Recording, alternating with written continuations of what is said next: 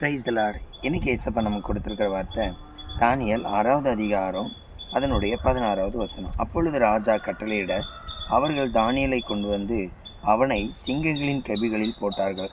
ராஜா தானியேலை நோக்கி, நீ இடைவிடாமல் ஆராதிக்கும் உன் தேவன் உன்னை தப்புவிப்பார் என்றான்.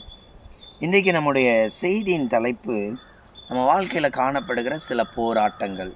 அதாவது தானியேலை பார்த்து ராஜா சொல்கிறாரு, உன் தேவன் உன்னை தப்புவிப்பார். இன்றைக்கி நமக்கு எவ்வளோ பிரச்சனை வந்தாலும் ஒரு நம்பிக்கை இருக்கணும். இயேசு இதுலேருந்து எனக்கு என்ன பண்ணுவார், மாற்றத்தை தருவார். ஒருவேளை நமக்கு அப்படிப்பட்ட எண்ணம் தோணிட்டுனாலே சில பிரச்சனைகளை லெகுவாய் வெளியே கடந்து வந்துடலாம்.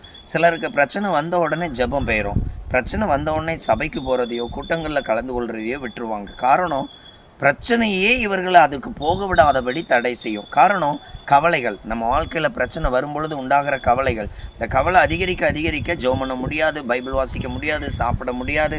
அப்போ நல்லா கவனித்து பாருங்கள், தானியேல் உள்ள பையன் ஜெபிக்கிறாரு, மனமகிழ்ச்சியாக இருக்கிறாரு, அவருக்குள்ள எந்த வருத்தமும் இல்லை, துக்கமும் இல்லை. காரணம், கர்த்தர் அவனை தப்புவிப்பார் என்று ராஜாவே சொல்கிறார். உன் தேவன் ஒன்று என்ன பண்ணுவார், தப்புவிப்பார். இன்றைக்கும் ஆண்டவர் உங்களை பார்த்து சொல்கிறார், நான் உங்களுக்கு விடுதலை தருவேன், நான் உங்கள் பிரச்சனையிலேருந்து என்ன பண்ணுவேன், மாற்றம் தருவேன். அதனால் கலங்காதீங்க, ஜெபத்தை விட்டுறாதீங்க, உற்சாகமாக இருங்க, கர்த்தர் உங்களை ஆசீர்வதிப்பார். ஜெபமனோமா.